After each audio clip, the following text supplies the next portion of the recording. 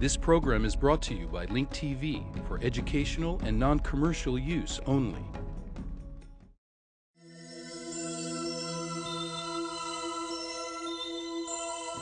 Mosaic, a daily news program from Link TV, presents a selection of news reports from independent and state-controlled broadcasters from throughout the Middle East.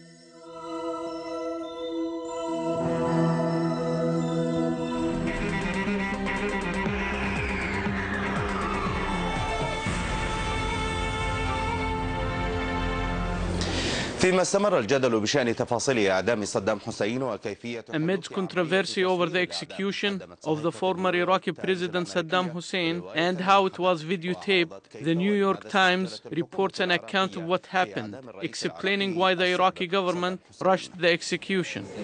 صحيفة نيويورك تايمز ادعت أن خلاف النشر. The New York Times claims that the Americans and those who were guarding Saddam Hussein differed with the Iraqi government just a few days before the execution. Arabiya television learned that there was a previous understanding between the United States and the Iraqi government to carry out the execution between January 10th and the 15th. However, on the 28th of December 2006, the Iraqi government notified the United States that it had planned to carry out the execution immediately. According to the New York Times, the United States was concerned about the Iraqi government's decision, but the Iraqi Prime Minister said that he was worried that Saddam Hussein's supporters would carry out a mass kidnapping operation in order to free Saddam. This is why Maliki had insisted that the execution be carried out immediately. The Times also reported that 48 hours after the death sentence had been issued against Saddam, the Iraqi government notified the Americans that Maliki had wanted to carry out the execution immediately and that he did not want to wait 30 days as was stipulated in the appeals court procedures. The American generals responded by saying that they would accept any decision made by the Iraqi government as long as legal procedures were not violated. The Times reported that American pressure forced Maliki and his aides to seek suitable legal justifications in order to speed up the execution. Some Iraqi officials, backed by some Americans, had requested that the Iraqi President Jalal Talabani and his two deputies sign an endorsement statement saying that the execution sentence would be carried out according to the Constitution. However, the Talabani office responded by saying that the President would not sign the order of ratification on the death sentence, but added that he would not oppose it. Maliki faced yet another obstacle, the fact that Iraqi law bans carrying out executions during the Eid celebration. The Times quoted an Iraqi official saying that the Americans and the Iraqi government discussed the timing of the execution, but finally the Iraqi government asked the Americans, who will carry out the execution order, you or us? The Americans had responded by saying that this was an internal Iraqi affair. The Iraqi government had responded by saying, then this is our problem, and we will deal with the repercussions. The New York Times also questioned why those who managed the execution of Saddam Hussein allowed the procedure to become sectarian, as was evident in the video recordings. The newspaper also pointed out that the Americans differed with the Iraqi government on what to do with Saddam's body. During the 18 hours that followed the execution, Iraqi officials had suggested that the body should be temporarily buried in a secret governmental place. This issue created a huge controversy between the Iraqi government, its president, and the Americans. Finally, the Iraqi government agreed to hand over Saddam's body to his tribe.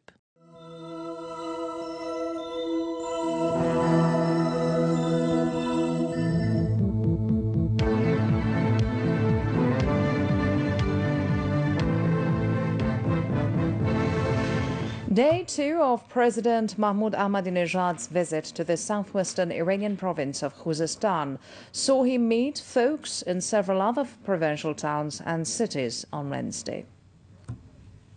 President Ahmadinejad told the residents of Shush that today some hegemonic powers trigger wars to plunder other nations, adding they produce weapons to sell them to make a profit. He underlined in the past superpowers would equip former Iraqi dictator Saddam with different types of military hardware and encourage him to kill people. But once they saw he was no longer serving their interests, they were happy to see him executed. Ahmadinejad added the Iranian nation is standing steady as a rock in the face of enemy plots. President Ahmadinejad also told the residents of Gotland that superpowers will have to respect Iran's right to peaceful nuclear technology. He reiterated Iran will soon start producing nuclear fuel, shrugging off all the fuss kicked up by corrupt powers. Iran's Foreign Minister Manouchehr Mottaki says the UN sanctions resolution against Iran was politically motivated. This is what else he told our reporter on the issue.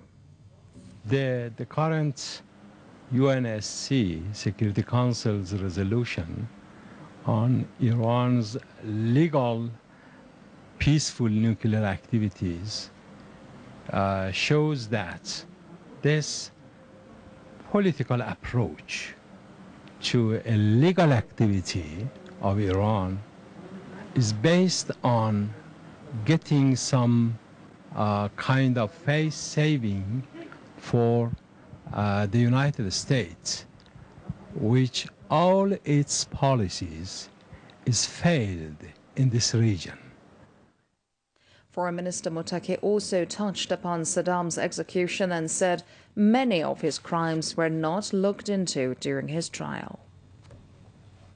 More than 400 U.S. and European companies exported chemical weapons to Iraq during Saddam's war against Iran. If you look to the about 30 years ruling of Saddam Hussein in Iraq, you will see millions of people who were killed by this regime. And just very small area was mentioned during the court. The third part is, as you have mentioned, the crimes of Saddam against our people. We have prepared all the documents and send it to Iraq on behalf of the people of Iran. The Iranian Association for the Protection of Chemical Victims' Rights has, in an announcement, underlined the execution of Saddam shouldn't let the rights of chemical victims become a thing of the past. Part of the announcement reads, Saddam's death sentence was carried out while many of his crimes, including chemical attacks on Sardasht and Halabja in western Iran, have yet to be investigated. The association has called on all freedom lovers and human rights activists to help restore the rights of the victims gassed in the chemical attacks by the former Baghdad regime.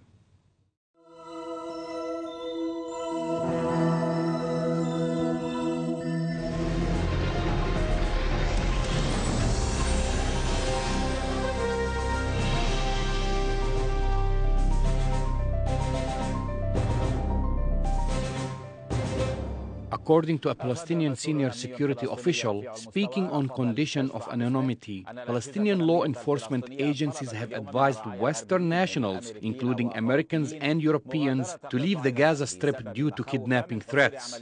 This news came 2 days after Jaime Razori, a Peruvian photographer working for a French news agency, was kidnapped by unknown armed men. Meanwhile, the Palestinian security forces launched a wide-scale search operation looking for the journalist. Razori's family pleaded to the Peruvian and Palestinian government to intensify their efforts to find and bring him safely to his country. In a show of solidarity, dozens of Razori's colleagues and supporters gathered around and pleaded for his release. We are now joined from Gaza by Khalid Abu Hilal, the spokesman for the Palestinian Ministry of Interior. Khalid, what is the official position of the Ministry of Interior regarding these latest warnings to Westerners to leave the Gaza Strip? First of all, there has been a misunderstanding about what has been announced by some Palestinian officials. To the best of our knowledge, some warnings were issued to foreign nationals, including journalists, to take more precautionary and security measures in order to better protect themselves. We, in the Ministry of Interior, hereby confirm that no warnings have been issued to foreigners to leave the Palestinian territories. The Ministry of Interior and all Palestinian law enforcement agencies will continue to work in conjunction to provide the maximum possible security and protection to foreign nationals on Palestinian soil.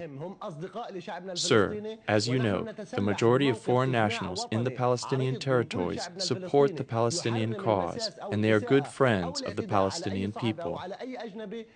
While the majority of Palestinians oppose these criminal acts against foreign nationals, including journalists, some exceptional elements do not comply.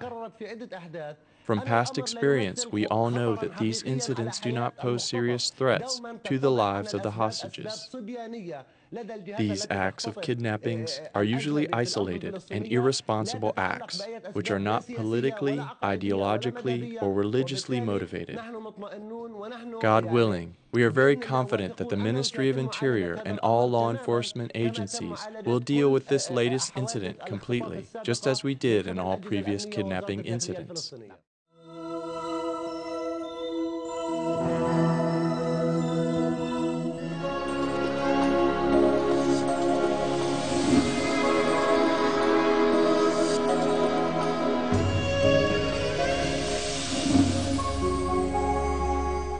As the Israeli Prime Minister heads to Sharm el-Sheikh to represent his plan about resolving the prisoner exchange deal, the Israeli media has been reporting that a deal may be struck during the summit on Thursday night with the Egyptian president. Olmert still remains unable to pull together his government, which has been often burdened by crises and corruption scandals. He is trying to achieve any success in order to save face with his constituency. Shahrukh Assad from occupied Jerusalem. More than a week ago, Ehud Olmert promised President Abbas to lighten the siege and release a group of Palestinian prisoners. However, he broke his promise, and he has not been able to face the wave of internal Israeli criticism against him. After a few hours, Olmert will head to Sharm el-Sheikh amidst concerns that he will use this summit to save himself from internal scandals. The Israeli Prime Minister is drowning in scandals, the latest being a bribery accusation that involved his office's secretary. Another scandal involves his chief of staff, Dan Halutz, who refuses to resign despite acknowledging that he made mistakes in the aggression against Lebanon. Amidst all of this, Olmert is seriously seeking to achieve any success that makes him look victorious, at least in the eyes of the media. Nothing will move the Israelis' emotions more than the return of the captured soldier, and a sign that their leader, Olmert, is strong and going forward with a successful security plan. Thus, for Olmert, the Sharm el-Sheikh summit is an opportunity for another diplomatic and media maneuver. The visit is a diplomatic one. It is only diplomatic, and it has a limited framework. The political objective is still unclear. The peace process cannot be resumed as long as Israel does not acknowledge a specific political objective. Every time the current government of Prime Minister Ehud Olmert makes promises to the Palestinian president or Arab leaders, they turn out to be weak promises that are not implemented on the ground. However, this did not stop many media outlets from publishing varying reports. Most importantly, the Israeli Haaretz newspaper reported that Hamas has agreed to a prisoner exchange deal that includes the return of Gilad Shalit after videotaping him alive and transferring him to the Egyptians. After this, Israel will release women and children in the first wave of the prisoner release, and in the second wave, an estimated 450 prisoners will be released. Israel prefers that the third wave would be negotiated with the Palestinian president, amidst a desire by Arab and international parties to give some successes to the president, who is drowning in his own internal crisis with Hamas. The complicated Palestinian internal crisis may have extended to the Jordanian capital, Amman. Ismail Haniyeh is expected to visit after completing the Hajj rituals. The visit may open the door for a meeting with the Palestinian president, Mahmoud Abbas, using Jordanian mediations to resolve the differences between various Palestinian factions.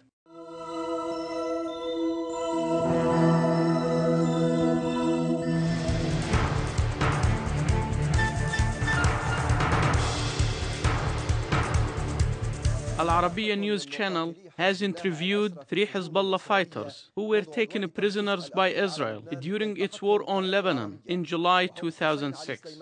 The names of the prisoners are Hussein Ali Sulaiman, Maher Khurani, and Muhammad Abdel Hamid Sroor.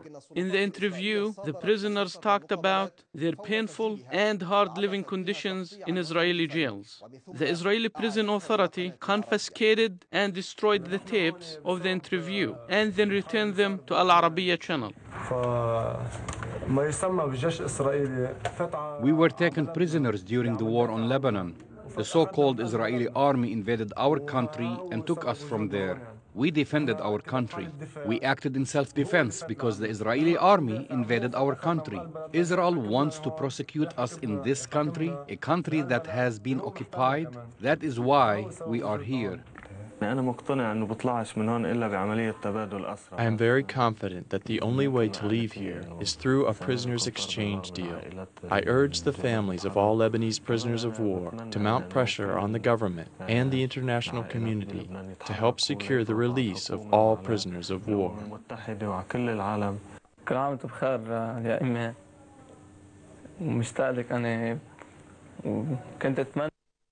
I would like to say to my mother, happy holidays. I miss you very much, and I was hoping to spend the Eid al-Fitr and Eid al-Adha holidays with you. To my father, I also want to say happy Eid. Dad, your son will be always as you have known him, a patient man who learned patience and responsibility from you.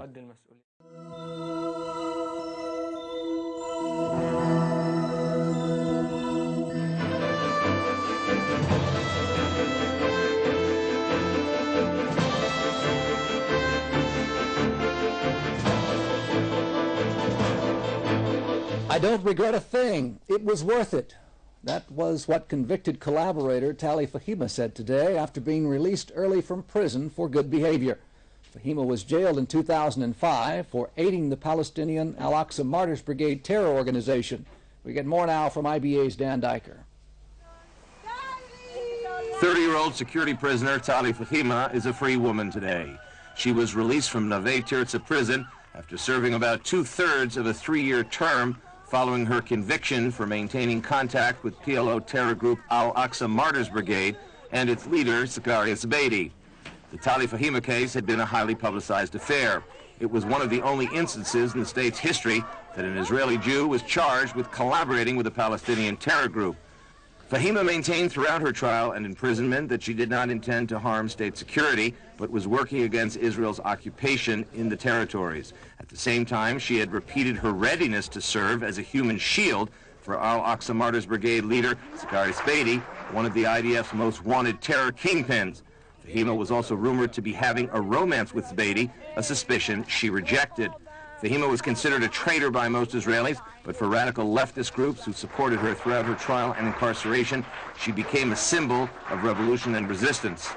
Fahima's early release today was in large part the result of a plea bargain that was struck at the time of her 2005 conviction.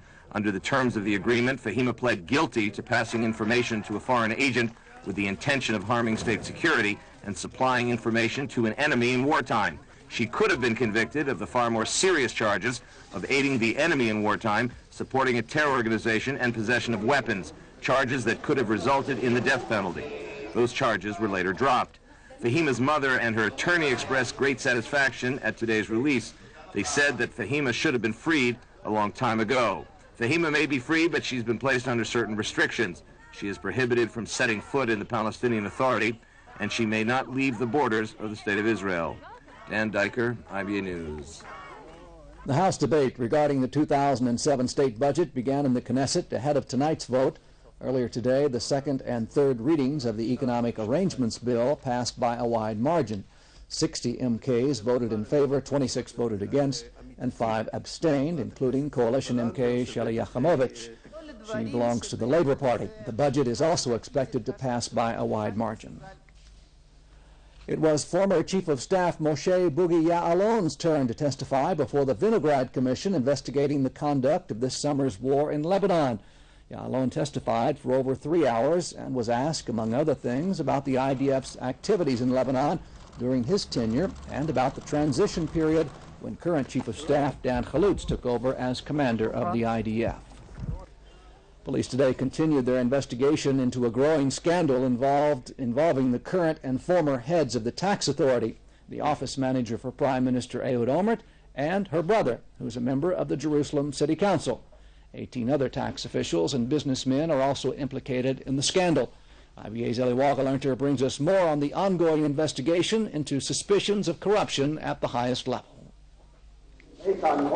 They're calling this a case where wealth, power, business, and government all converge to form an ugly picture of corruption at the highest level of bureaucracy. How high? Police last night did emphasize that Prime Minister QatarOlmert was not a suspect in the scandal, which has included the arrest of his longtime bureau chief, Shula Zaken, as well as the senior leadership of the Israel Tax Authority. Police believe that the scandal, codenamed Operation Open Card, involves businessmen who influenced the appointment of top officials and tax assessors at the tax authority in exchange for receiving tax breaks. Prime Minister Olmert, concerned that the public's trust in the tax authority was being undermined, met today with Finance Minister Avram Hurried over how to ensure that the tax authority continues to function despite the arrest of its director, Jackie Matza.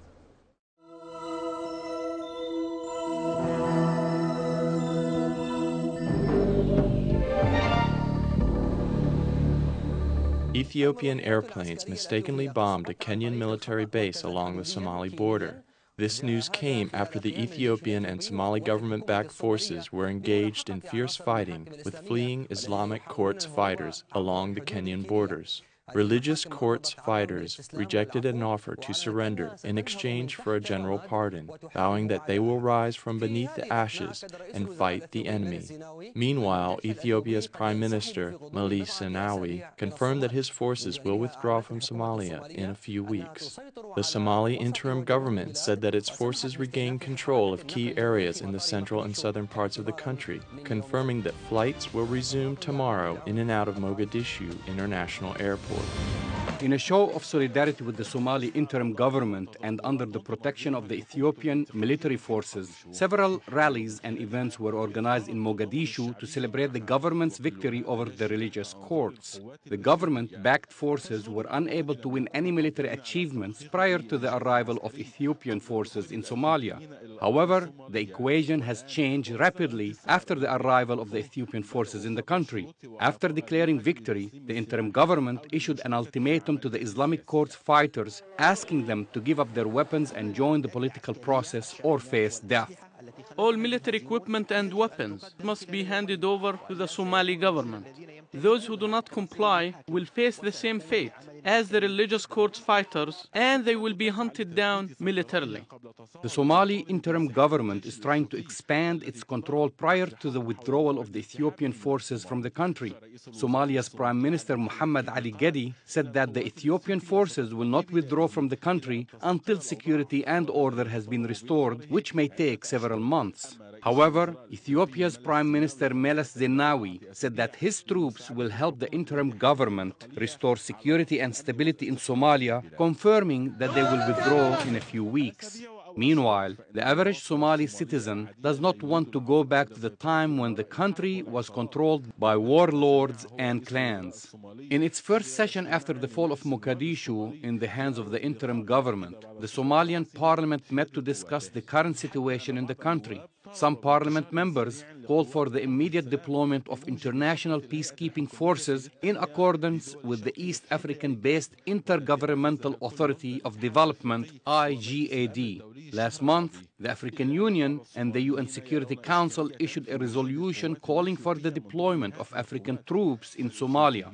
Some Somalis believe that Ethiopia should not be allowed to participate in the IGAD peacekeeping forces because it took part in the conflict, which raises questions about its objectivity. Several African countries said that the IGAD must adopt a clear mission to help restore order in Somalia, fearing that these forces may become the target of armed groups, as the case has been in Afghanistan and in Iraq. Some Somali officials warned that some Al-Qaeda or other foreign fighters may infiltrate into the country to fight alongside local militias should international troops be deployed in the country. Meanwhile, Somalia's Prime Minister Gedi announced that his army captured several foreign fighters who were fighting alongside the Islamic courts.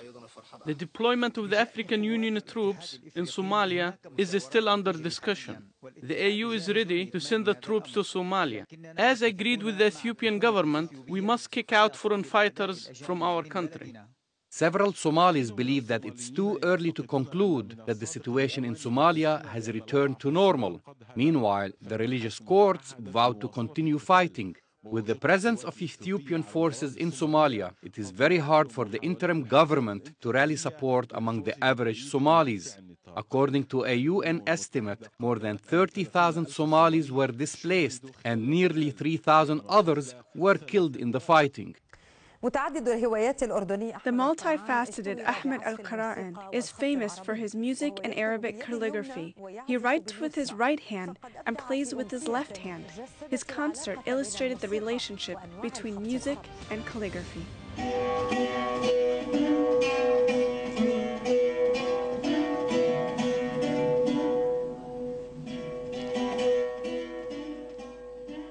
The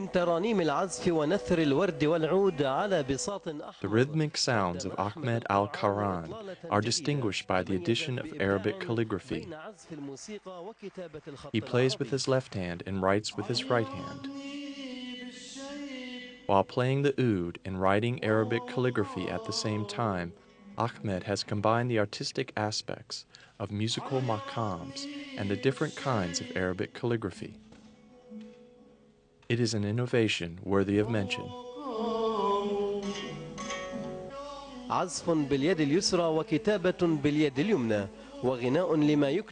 This is what Ahmed did this evening, illustrating the relationship between Arabic musical maqams and the different kinds of Islamic calligraphy.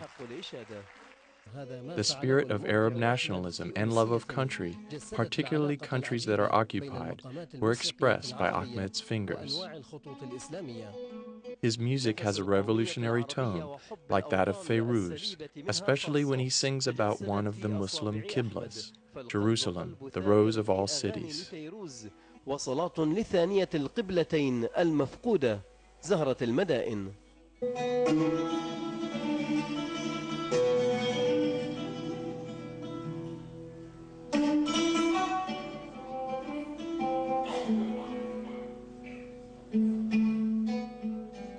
أنا الحقيقة أعتبر أنها مست شغاف قلب كل إنسان كل ضمير كل إنسان. I think the music touched the heart and conscience of every person through sound and picture.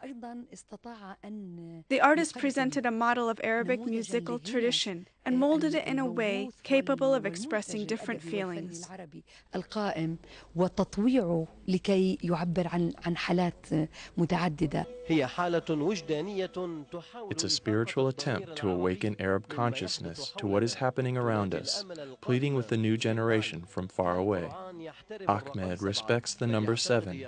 In fact, he believes it's a number with many secrets. I became concerned with the number 7 before getting into art.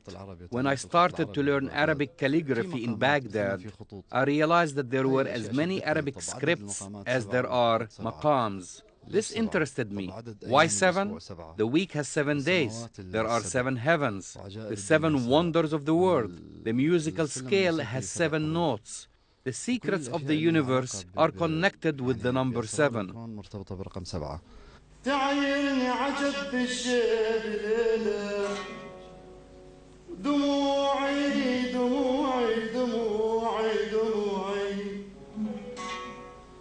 دموع بيوم فقد الولد ليلة. For Madar program, Nasser Shadid, Abu Dhabi TV, Amman.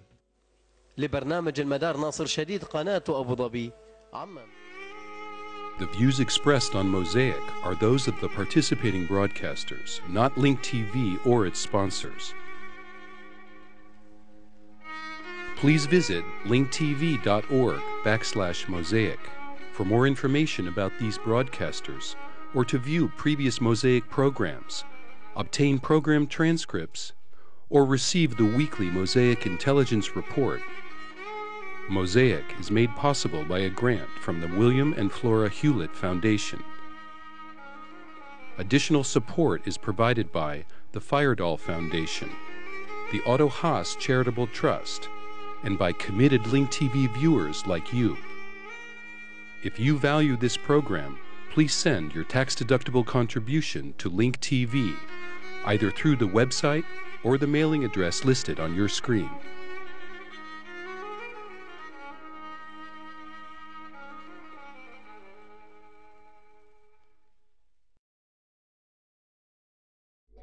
This program was brought to you by Link TV for educational and non-commercial use only. Link TV is the only U.S. television network devoted to global and national news, with uncompromising documentaries and diverse cultural programs. Programs which connect you to the world.